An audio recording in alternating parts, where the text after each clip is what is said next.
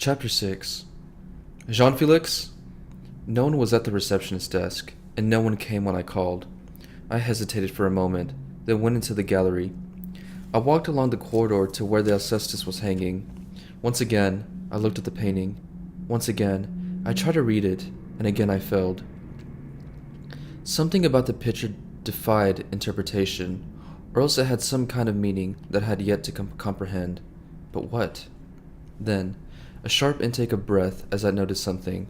Behind Alicia, in the darkness, if you squinted and looked hard at the painting, the darkest parts of the shadows came together, like a hologram that goes from 2 dimensions to 3 when you look at it from a certain angle.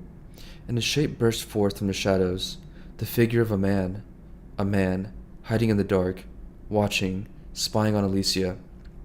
"What do you want?" The voice made me jump. I turned around. Jean-Felix didn't look particularly pleased to see me. "What are you doing here?" I was about to point at the figure of the man in the painting and ask Jean-Felix about it, but something told me it might be a bad idea. Instead, I smiled. "I just had a couple of more questions. Is now a good time?" "Not really. I told you everything I know. Surely there can't be anything else?" "Actually, some new information has come up." "And what is that?" "Well, for one thing, I didn't know Alicia was planning on leaving your gallery." There was a second's pause before Jean-Felix answered. His voice sounded tight, like a rubber band about to snap. "What are you talking about?" "Is it true?" "What business is it of yours?" "Alicia's my patient. It's my intention to get her talking again, but I see now it might be in your interest if she remains silent." "What the hell is that supposed to mean?" "Well, as long as no one knows of her wish to leave, you can hold on to her artwork indefinitely." "What exactly are you accusing me of?" "I'm not accusing you at all, merely stating a fact." Jean-Felix laughed. "We'll see about that. I'll be contacting my lawyer and making a formal complaint to the hospital." "I don't think you will." "And why is that?" "Well, you see, I haven't told you how I heard Alicia was planning to leave." "Whoever told you was lying." "It was Alicia." "What?" Jean-Felix looked stunned. "You mean she spoke?" "In a way. She gave me her diary to read." "Her diary?" He blinked a few times, as if he was having trouble processing the information. "I didn't know Alicia kept a diary." "Well, she did.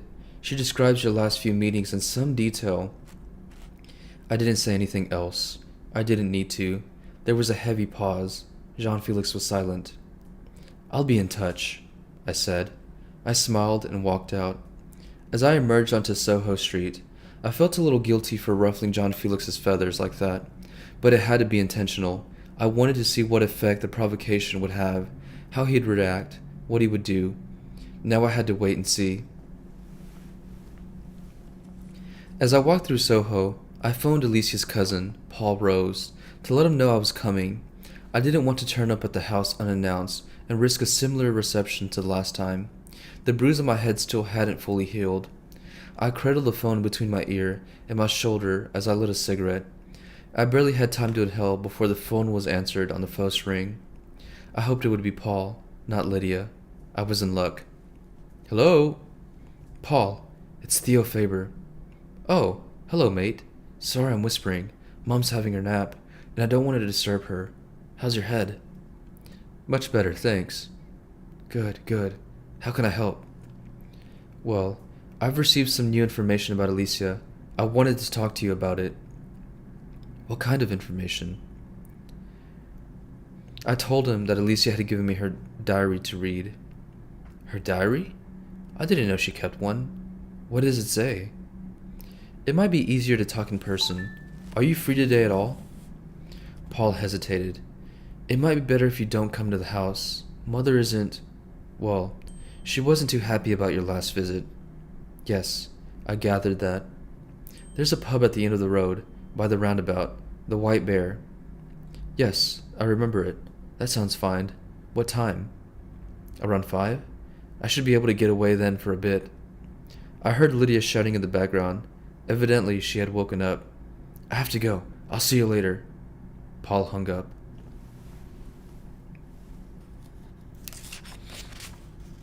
A few hours later, I was on my way back to Cambridge.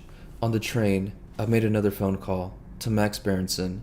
I hesitated before calling. He'd already complained to Diomedes once, so he wouldn't be pleased to hear from me again. But I knew I had no choice. Tanya answered.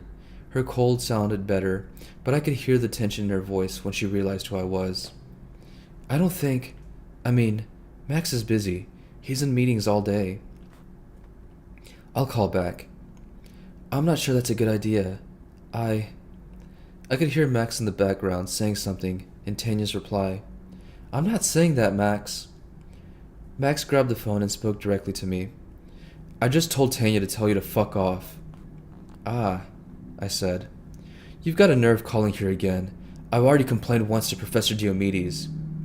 Yes, I'm aware of that.